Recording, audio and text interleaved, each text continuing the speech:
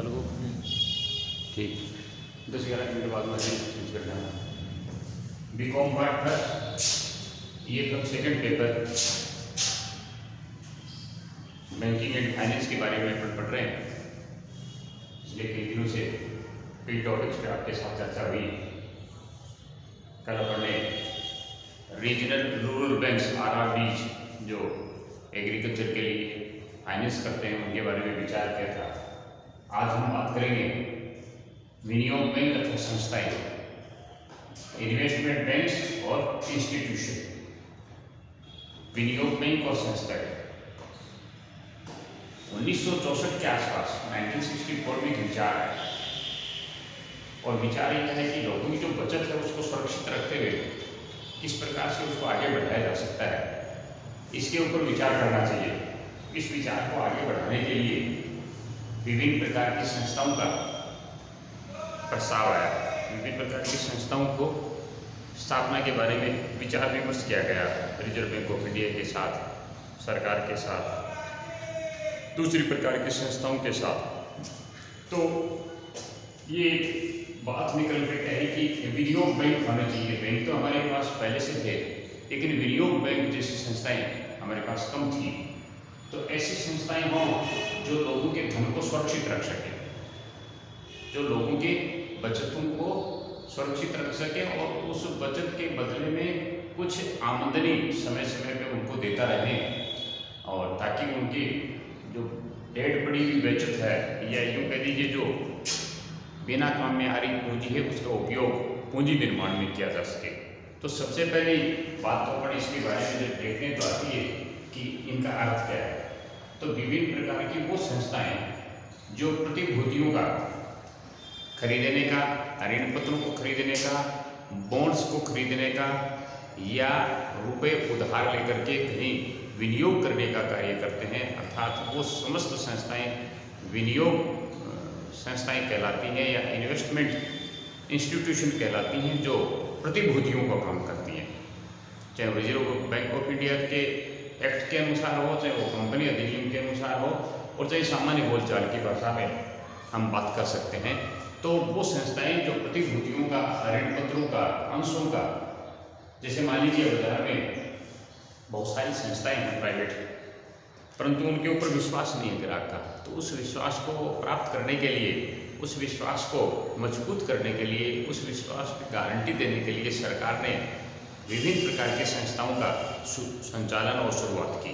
और उनका मूल उद्देश्य ये था कि वो अपने बॉन्ड्स बेचती, वो अपनी प्रतिभूतियाँ बेचती, वो अपने अंश बेचती, वो अपनी इक्विटी बेचती, और उसके बदले में धन इकट्ठा होता, और उस धन का उपयोग अगर कहीं विकास में, कहीं दूसरे क्षेत्र में अगर किया जाता है तो वो विनियोग संस्थाएं कहलाती हैं। उनको हम इन्वेस्टमेंट इंस्टीट्यूशन कहते हैं या इन्वेस्टमेंट बैंक कहते हैं या इन्वेस्टमेंट संस्थाएं या इंस्टीट्यूशन कहा जाता है। विनियोग बैंक का तात्पर्य सीधा सीधा अगर हम ये देखें तो ये कह सकते हैं कि प्रतिभूतियों के बदले में धन प्राप्त करने वाली वो समस्त संस्थाएं जो उस धन को कहीं अन्यत्र विनियोग करने के लिए इकट्ठा करती हैं, उनको हम विनियोग बैंक कहते हैं, उनको हम इन्वेस्टमेंट बैंक के नाम से जानते हैं।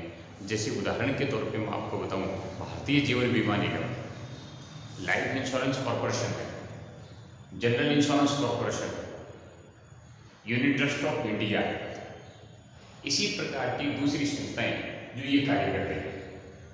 भारतीय जीवन बीमा निगम क्या कहती है, इसको हम LIC कहते हैं, लाइफ इंश्योरेंस कॉरपोरेशन, इसको हम नाम से जानते हैं भारतीय जीवन बीमा निगम, जिसका प्रचार खूब होता है। आप सभी विद्यार्थी इस बारे में जानते हैं कि भारतीय जीवन बीमा निगम लोगों को जान और माल की सुरक्षा प्रदान करती है।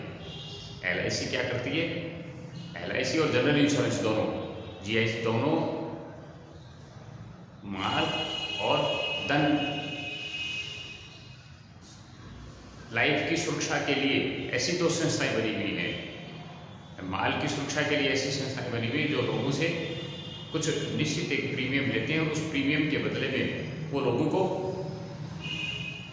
कुछ बोनस देती हैं, कुछ लोगों को इंटरेस्ट देती हैं, या जो अमाउंट ली जाती है उसके ऊपर बोनस और इंटरेस्ट दोनों जोड़ करके उनको भुगतान किया जाता है। तो कहने का मतलब है कि लाइफ इंश्योरेंस कॉरपोरेशन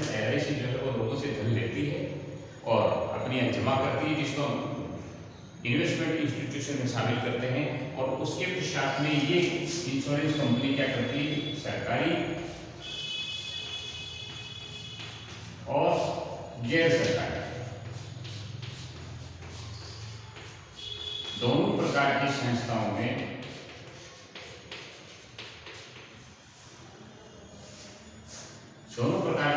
में धन विनियोग करती है। तो सरकारी और गैर सरकारी दोनों प्रकार की संस्थाओं में विनियोग करती है। मान लीजिए लाइफ इंश्योरेंस कॉर्पोरेशन के द्वारा ऐसी संस्था पे कहीं विनियोग किया गया जो बोनस कंपनी दे रही है उसकी बजाय ज़्यादा मिलता है, तो कंपनी क्या करती है, अपने ग्राहकों को थोड़ा बढ़ा करके बोनस प्रदान करती है। इसी प्रकार से यूटीआई एक भारत सरकार का उपक्रम है, एक ऐसी ऑटोनॉमस बॉडी है जिसको हम यूनिट ट्रस्ट ऑफ इंडिया के नाम से जानते हैं, यूटीआई। ये भी विभिन्न प्रकार के अंश, विभिन्न प्रकार की बॉन्ड्स, विभिन्न प्रकार के शेयर्स जारी करती है। उनके माध्यम से जितनी भी जनता इसके साथ जुड़ना चाहती है उसके धन को सुरक्षित रखने के लिए अपने यहाँ एकत्रित करती है। और फिर यूटीआई अपने दूसरे क्षेत्र में जाकर के उनको विनियोग करती है। आजकल एक नया नाम और आया है जिसके बारे में एसआईपी सिस्टमेटिक इन्वेस्टमेंट प्लान है। यानी सिस्टमेटिक इन्वेस्टमेंट प्लान में होता क्या है कि शुरू की 5 और 7 विनियोग कंपनियां हैं, 10, 12, 15 जो भी हैं अच्छी, जिनकी गुडविल है बाजार में, जो अच्छा रिटर्न देती हैं, जिनका पैसा डूबने की संभावना कम होती है, उसमें ग्राहक विनियोग कर सकता है समय समय पर राशि। और उनका 12 से 18% तक 18% तक रिटर्न मिलता है। 12 से 18% तक रिटर्न मिलता है, अपने आप में बहुत अच्छी स्थिति है। यानी मिनिमम 10, 11, 12 भी हो सकता है और मैक्सिमम 18% भी हो सकता है। तो मेरा कहने का मतलब है कि विनियोग बैंक अथवा संस्थाओं का तात्पर्य ये है कि वो सरकारी और गैर सरकारी संस्थाएं जो जनता के धन को सुरक्षित रखती हैं और उसके साथ साथ उस धन को कहीं अनंतर विनियोग करके उसके बदले में कुछ जो राशि मिलती है लाभ के रूप में या बोनस के रूप में या प्रॉफिट के हिस्से के रूप में, उस राशि को अपने ग्राहकों के मध्य वो समय समय पर वितरित करती है। उन समस्त संस्थाओं को विनियोग बैंक अथवा संस्थाएं कहते हैं। अर्थात जो प्रतिभूतियों का कार्य करती हैं उनको हम विनियोग संस्थाओं के नाम से जानते हैं। अब बात आती है कि इनकी जब ऑलरेडी बैंक्स थे तो इनकी स्थापना की आवश्यकता क्यों पड़ी। जब ऑलरेडी बैंक्स थे विभिन्न प्रकार के, जहाँ जमाएं सुरक्षित रखी जा सकती हैं, जहाँ अपनी बचत को सुरक्षित रखा जा सकता है, बैंक भी आपके धन की सुरक्षा प्रदान करता है, वो साख का सर्जन भी करता है, आपके मांगने के ऊपर धन दिया भी जाता है, वापस लौटाया भी जाता है। इसके ऊपर जो विचार करते हैं तो हमारे ये आदत बात आती है कि अगर मान लीजिए बैंक कुछ प्रतिशत कम रिटर्न देता है तो ये इन्वेस्टमेंट बैंक्स जो हैं या विभिन्न प्रकार की विनियोग जो बैंक हैं या ये संस्थाएं हैं वो लोगों को आदत डालती है बैंकिंग की आदत, हैबिट्स, बैंक के साथ जुड़ने की आदत पड़ जाए।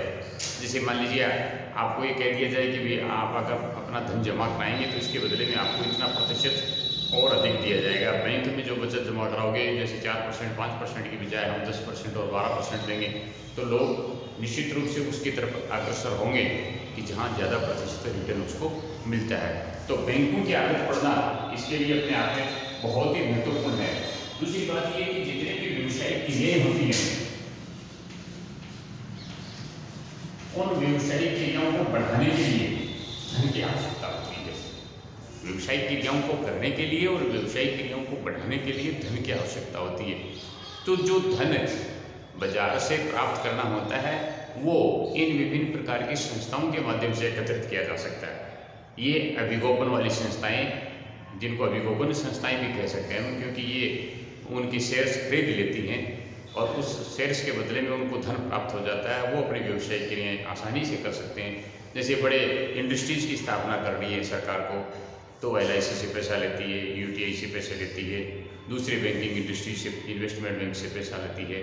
जैसे LIC बिजली बोर्ड को पैसा देती है, राजस्थान रोड को पैसा देती है, इसी प्रकार दूसरे जो तेलम संघ वाले हैं उनको पैसा देती है।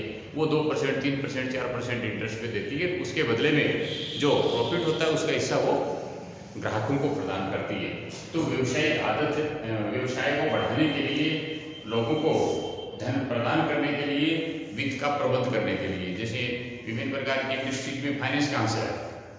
सरकार के पास धन थोड़ी है।